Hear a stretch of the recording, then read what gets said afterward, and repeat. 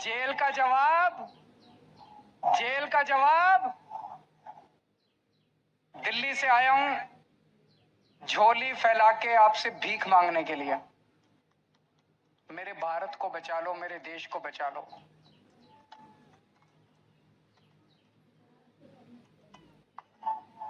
हमारे देश को प्रधानमंत्री जी तानाशाही की तरफ ले जा रहे हैं। हमारे देश को बाबा साहब अंबेडकर ने एक शानदार संविधान दिया था, जनतंत्र का। जनता चुनेगी, वोट करेगी, लोग चुने जाएंगे, वो शासन करेंगे। जिनको जनता चुनेगी वो शासन करेंगे। जनता के मुताबिक काम किए। अब धीरे धीरे धीरे धीरे प्रधानमंत्री जी ये शासन, ये जनतंत्र खत्म करना चाहते हैं। मेरा उदाहरण लीजिए, दिल्ली में हमें 2015 में दिल्ली में 70 सीट हैं, विधानसभा में 70 सीट हैं। 70 में से 67 सीट, 67 सीट आम आदमी पार्टी को मिली थी। 5 साल बाद चुनाव हुए 2020 में, और 2015 में 67 सीट आम आदमी पार्टी को, 3 सीट बीजेपी को। 2020 में 70 में से 62 सीट आम आदमी पार्टी को, 8 सीट बीजेपी को। तो मोदी जी ने देखा कि दिल्ली में आम आदमी पार्टी को हरा नहीं सकते, तो मोदी जी ने एक षड्यंत्र रचा, एक फर्जी केस बनाया। उसमें मनीष सिसोदिया को, सतिंदर जैन को, सबको उसमें गिरफ्तार किया और फिर मुझे गिरफ्तार कर लिया। अगर हरा नहीं सकते तो गिरफ्तार कर लो। उन्हें लगा कि गिरफ्तार करेंगे तो केजरीवाल को इस्तीफा देना पड़ेगा, लेकिन केजरीवाल ने तय किया सरकार जेल से चलाएंगे। मैंने इस्तीफा नहीं दिया, सरकार जेल से चलाएंगे। अगर मोदी जी जनतंत्र को जेल में कैद करेंगे तो हम जनतंत्र को जेल से चला के दिखाएंगे।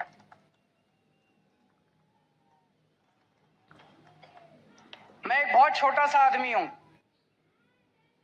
हमारी एक छोटी सी पार्टी है, 2 राज्यों में है, पंजाब में, दिल्ली में। मैं सोच रहा था मोदी जी ने मुझे गिरफ्तार क्यों किया। मेरे जैसे छोटे से, वो तो इतने बड़े आदमी हैं, इतना उनके पास साधन है, तमाम उनके पास रिसोर्सेज हैं, मुझे क्यों गिरफ्तार किया। मुझे गिरफ्तार किया क्योंकि दिल्ली के गरीब बच्चों के लिए मैंने अच्छी शिक्षा का इंतजाम किया।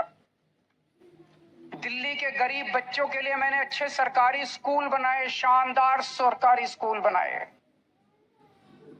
मोदी जी नहीं चाहते कि गरीब बच्चों के लिए अच्छे स्कूल बनाए जाएं, वो इस काम को रोकना चाहते हैं, इसलिए उन्होंने मुझे गिरफ्तार किया। मैंने मान लो 500 स्कूल बनाए।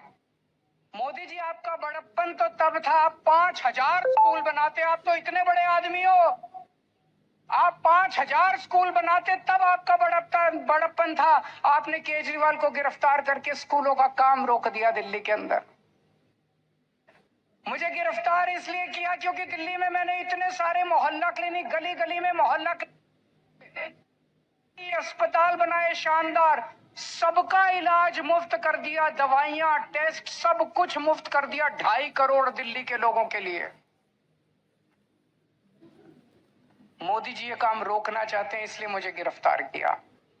और विडंबना देखिए, दिल्ली के लोगों के लिए मैंने सारी दवाइयां मुफ्त कर दी, लेकिन जब मैं तिहाड़ जेल में गया 15 दिन तक मेरी दवाइयां बंद करवा दी मोदी जी ने तिहाड़ जेल के अंदर।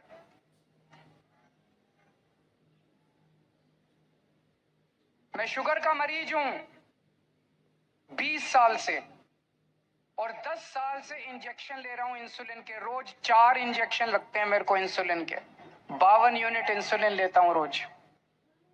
लेकिन जब मैं तिहाड़ गया, मोदी जी ने मेरे इंजेक्शन बंद करा दिए। 15 दिन तक मेरी 300 पहुंच गई शुगर, 350 पहुंच गई शुगर। मैं बोलता रहा वहां पे अफसरों को, कर्मचारियों को, मुझे इंसुलिन चाहिए, उन्होंने नहीं दी। बोले ऊपर से आदेश है, इंसुलिन नहीं दे सकते। अगर किसी आदमी को कई दिनों तक शुगर हाई रहे तो उसकी किडनी खराब हो जाती है, उसका लिवर खराब हो जाता है। मुझे नहीं पता ये क्या करना चाहते थे मेरे साथ, लेकिन इतिहास गवाह है, ऐसे बहुत सारे किस्से हुए हैं जब विरोधियों को और विपक्षी पार्टी के लोगों को जेल में डाल के उनके शरीर को खराब कर दिया गया। मुझे गिरफ्तार इसलिए किया गया क्योंकि दिल्ली के सभी लोगों की मैंने बिजली मुफ्त कर दी। दिल्ली में लोगों का बिजली का बिल 0 आता है। मैं मोदी जी को कहना चाहता हूं कि आपकी बड़प्पन तो तब होता जब आप पूरे देश के लोगों की बिजली मुफ्त कर देते। आपने दिल्ली के लोगों की बिजली आप रोकना चाहते हो, इसलिए आपने मुझे गिरफ्तार किया। अब दोस्तों, ये लोग कह रहे हैं कि मुझे 2 तारीख को दोबारा जेल जाना है। मैं जेल जाऊंगा कि नहीं जाऊंगा ये आपके हाथ में है। अगर आपने इंडिया गठबंधन को जिता दिया, अगर आपने इंडिया गठबंधन की सरकार बना दी, तो मुझे जेल जाने की जरूरत नहीं पड़ेगी। और अगर आपने कमल का बटन दबाया तो मुझे दोबारा जेल जाना पड़ेगा। तो जो जो लोग मुझे जेल भेजना चाहते हैं, कमल दबा देना, और जो जो मुझे आजाद देखना चाहते हैं, इंडिया गठबंधन को जिता देना। जब आप बटन दबाने जाओ तो इस बार बटन केजरीवाल को जेल भेजने या केजरीवाल को आजाद करने के लिए दबाना।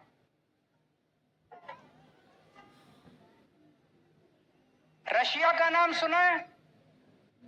Russia, Putin. पुतिन ने क्या किया? जितने विपक्षी नेता थे उनको सबको कैद करके जेल में डाल दिया या मरवा दिया, और फिर चुनाव करवाए। 87% वोट मिल गए, 87%। जब विपक्षी नहीं होगा, लड़ने वाले नहीं होंगे, सारे वोट आप ही को मिलेंगे। बांग्लादेश में भी अभी ऐसा हुआ, उसने सारे विपक्षी नेताओं को जेल में डाल दिया और शेख हसीना जीत गई। पाकिस्तान में भी यही हुआ, इमरान खान को जेल में डाल दिया, उसकी पार्टी छीन ली, उसका सिंबल छीन लिया, जीत गए। अब मोदी जी भी हमारे देश को पाकिस्तान और बांग्लादेश बनाना चाहते हैं। इंडिया गठबंधन भारत देश को दुनिया का नंबर 1 देश बनाना चाहता है। मोदी जी भारत को बांग्लादेश और पाकिस्तान बनाना चाहते हैं। तय आपको करना है कि आप भारत को किस तरफ ले जाना चाहते हो, बांग्लादेश और पाकिस्तान की तरफ, या दुनिया का नंबर 1 देश बनाना है। अब यही काम मोदी जी देश में कर रहे हैं, हमारे देश में, कि सारे विपक्ष को खत्म कर दो। उन्होंने मेरे को गिरफ्तार कर लिया, कांग्रेस का अकाउंट फ्रीज कर दिया। चुनाव के 1 महीना पहले उन्होंने कांग्रेस का अकाउंट फ्रीज कर दिया। अब हमारा अकाउंट फ्रीज करने जा रहे हैं। सुप्रीम कोर्ट के अंदर इनके वकील ने बोला है केंद्र की आम आदमी पार्टी का अकाउंट फ्रीज करेंगे। शिवसेना के उन्होंने 2 टुकड़े कर दिए, शिवसेना के 2 टुकड़े कर दिए, एनसीपी के 2 टुकड़े कर दिए, स्टैलिन के कई मंत्रियों को गिरफ्तार कर लिया, ममता दीदी के कई मंत्रियों को गिरफ्तार कर लिया। सारे विपक्ष को तहस नहस करने के बाद मोदी जी कहते हैं आओ चुनाव लड़ते हैं। ये तो कायर लोग कहते हैं ऐसे। अरे मोदी जी दम में तो आंख में आंख डाल के छाती चौड़ी करके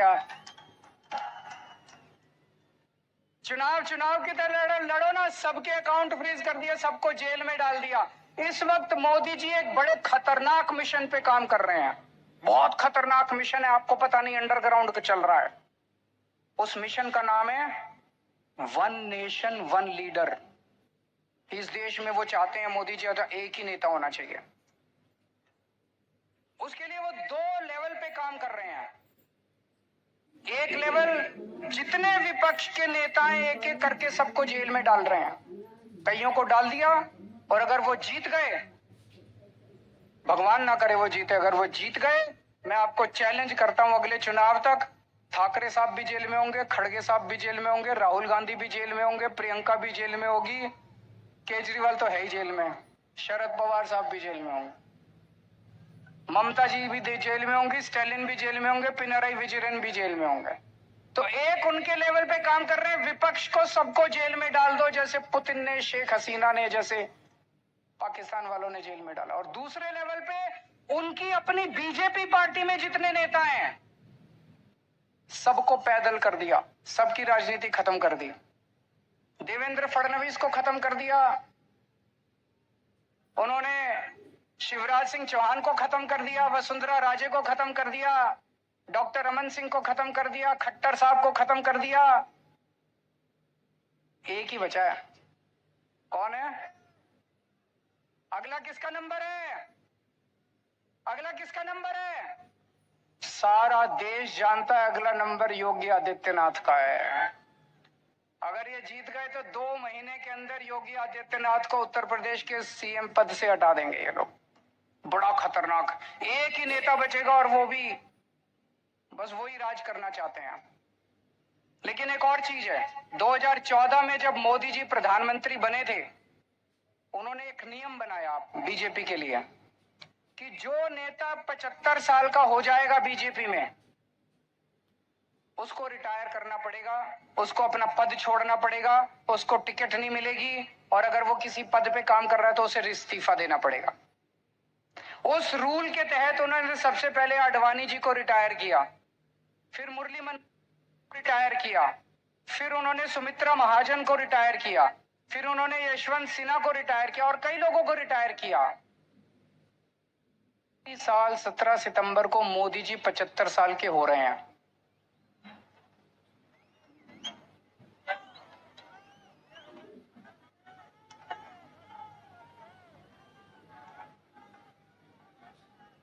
और मोदी जी ने तय किया है वो अपने बाद अमित शाह को प्रधानमंत्री बनाएंगे। मोदी जी ने तय किया है वो अपने बाद अमित शाह को तो इस बार मोदी जी अपने लिए वोट नहीं मांग रहे, अमित शाह के लिए वोट मांग रहे हैं। अमित शाह को प्रधानमंत्री बनाने के लिए वोट मांग रहे हैं। आप अपने आसपास जितने बीजेपी के सपोर्टर हैं, बीजेपी के वोटर हैं, बीजेपी के भक्त हैं, उनको बोलना अगर वो वोट डालने जाएं, ये सोच के जाएं कि वो अमित शाह के लिए वोट दे रहे हैं, मोदी जी के लिए वोट नहीं दे रहे हैं। आंख बंद कर लें और सोचें कि मोदी जी की बजाय अमित शाह प्रधानमंत्री बनने वाले। और उसमें भी जितने पिछले 2 साल से इस पे काम कर रहे हैं मोदी जी, जितने नेता थे बड़े छोटे बीजेपी के अंदर, सबको खत्म कर दिया। शिवराज सिंह चौहान को, वसुंधरा राजे को, डॉक्टर रमन सिंह, योगी आदित्यनाथ को 2 महीने में हटा देंगे ताकि रास्ता साफ हो जाए, अमित शाह बचे केवल। ये बात मैंने जेल से निकलने के अगले दिन प्रेस कॉन्फ्रेंस करके कही थी। जैसे ही मैंने कहा, सबसे पहले अमित शाह बोले नहीं नहीं मोदी जी रहेंगे हमारे 5 साल प्रधानमंत्री, मोदी जी रहेंगे। उसके बाद एक के बाद एक ही दिन में 24 घंटे में इतने नेताओं ने कहा मोदी जी रहेंगे प्रधानमंत्री, मोदी जी। मोदी जी ने नहीं कहा, मोदी जी देश के सामने कह दे कि वो रूल तो मैंने आडवाणी जी से छुटकारा पाने के लिए बनाया था, मैं तो रहूंगा। या तो मोदी जी कह दे भाई मैं तो पर अप्लाई नहीं होता, ये तो मैंने आडवाणी जी की राजनीति खत्म करने के लिए बनाया था, उनको रास्ते से हटाने। लेकिन अभी तक मोदी जी नहीं बोले, इसका मतलब मोदी जी रिटायर करेंगे और यूपी के मुख्यमंत्री को हटाया जाएगा। मैं देख रहा हूं महाराष्ट्र में इन दिनों कुछ ज्यादा ही चक्कर लगा रहे हैं मोदी जी। अभी थोड़े दिन पहले आए, इतनी गंदी गालियां देते हैं वो, प्रधानमंत्री को ये शोभा नहीं देता। वो पवार साहब के लिए बोले भटकती आत्मा, ये शोभा देता है प्रधानमंत्री जैसे व्यक्ति को? ये शोभा देता है प्रधानमंत्री जैसे व्यक्ति को? शरद पवार जी की इतने सीनियर नेता हैं देश के, आपकी उनसे वैचारिक भिन्नता हो सकती है, अलग अलग पार्टी में हो सकते हैं, लेकिन थोड़ी सी इज्जत तो रखिए। 84 साल की उम्र है शरद पवार जी की, मोदी जी की 74 साल की उम्र है, 10 साल बड़े हैं उनसे, और उनको कहते हैं भटकती आत्मा। ये तो सड़क छाप बात है। वो उद्धव ठाकरे जी को कहते हैं, क्या बोले उद्धव ठाकरे जी को? नकली संतान। उद्धव ठाकरे जी को कहते हैं नकली संतान। ये कोई भाषा है प्रधानमंत्री की? इस तरह से बोलते हैं प्रधानमंत्री? ये शरद पवार की बेइज्जती नहीं है, ये उद्धव ठाकरे की बेइज्जती नहीं है, ये महाराष्ट्र के एक एक व्यक्ति की बेइज्जती है इस बार जब वोट डालने जाओ तो ऐसा बटन दबाना कि महाराष्ट्र की इज्जत ऊंची हो और महाराष्ट्र की बेइज्जती का बदला लिया जाएगा।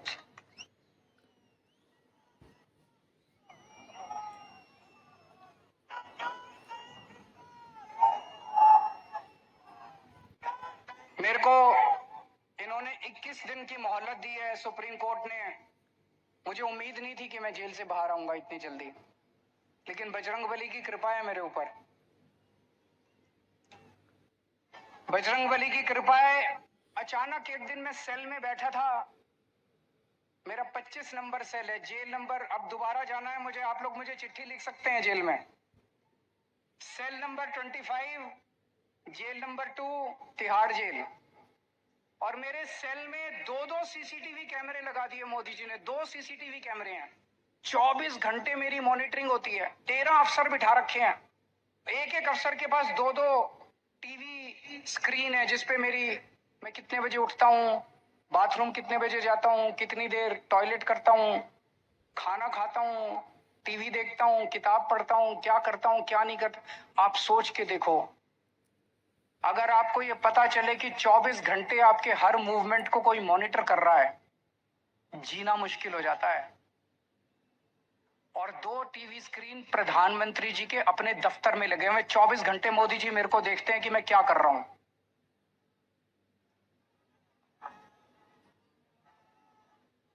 तो एक दिन मैं टीवी देख रहा था, अचानक मुझे पता चला कि सुप्रीम कोर्ट ने मेरे को बेल दे दी। मैं 21 दिन के लिए बाहर आ गया। मुझे बहुत खुशी हुई, उसी वजह से आज आप लोगों के बीच में आने का मौका मिला। लेकिन मैंने भी ठान लिया है, ये 21 दिन का एक एक सेकंड, एक एक क्षण, एक एक पल मैं देश को बचाने के लिए गुजारूंगा। 24 घंटे काम कर रहा हूं। कल सवेरे लखनऊ गया था, फिर पंजाब गया, आज सवेरे पंजाब में था, आज मैं अभी बॉम्बे आया हूं, अभी भिवंडी गया था, भिवंडी से बॉम्बे आया हूं, अब रात को दिल्ली निकलूंगा। उसके बाद झारखंड जाना है कल या परसों में। पूरे देश में घूम के मेरा एक ही लक्ष्य है, किस तरह से अपनी भारत माता को बचाना है, देश को बचाना है, तानाशाही से बचाना है। दोस्तों, मैं तो आज आपको एक ही चीज बोल के जाऊंगा। जैसा मैंने कहा, अगर इनकी सरकार आ गई तो ये ठाकरे साहब को भी, शरद पवार जी को भी, सबको जेल में डाल देंगे। तो जो करे उद्धव ठाकरे से प्यार, उसे करना होगा मोदी को इनकार। जो करे शरद पवार को प्यार, उसे करना होगा मोदी को इनकार। और अंत में मैं कहना चाहता हूं, इंडिया गठबंधन के यहां पे 3 पार्टनर्स हैं, शिवसेना, एनसीपी और कांग्रेस। मैंने एक वीडियो देखा, मैं बड़ा चिंतित हो गया वो वीडियो देख के सोशल मीडिया पे। एक व्यक्ति ने वोट दे के बाहर निकला, उससे मीडिया वाले ने पूछा किसको वोट दिया? बोला शरद पवार को। बोला कौन से निशान पे? बोला घड़ी के निशान पे। अभी बहुत कंफ्यूजन है लोगों में, इस कंफ्यूजन को दूर करना बहुत जरूरी है। लोग, मैं देख रहा हूं, बड़ी जबरदस्त तरीके से बीजेपी को नकार रहे हैं, लेकिन अगर गलत सिंबल पे वोट डल गया तो बड़ी मुश्किल हो जाएगी। आप सब लोगों की जिम्मेदारी है, जितने लोग आज यहाँ आए हैं, वापस जाके अपने अपने मोहल्ले में, अपने अपने गांव में, अपने अपने पड़ोस में बोल देना कि असली शिवसेना का सिंबल बदल गया है, असली शिवसेना का सिंबल ये है, मशाल है। ये बताना पड़ेगा सबको, बताना पड़ेगा सबको। और असली एनसीपी का सिंबल जो है वो अब घड़ी नहीं है, वो तुतारी बजाने वाला आदमी है। वो बताना पड़ेगा सबको, हम सबकी जिम्मेदारी है। पार्टी अपना काम कर रही है, लेकिन पार्टी के साथ साथ जनता की भी जिम्मेदारी है। और लास्ट में एक ही चीज कहूंगा, 4 तारीख को जब नतीजे आएंगे, मैं तब तक जेल जा चुका हूंगा, जेल से नतीजे देख रहा हूंगा। पिछली बार 48 में से 42 सीट एनडीए की आई थी, इस बार 48 में से 42 सीट इंडिया गठबंधन की आनी चाहिए।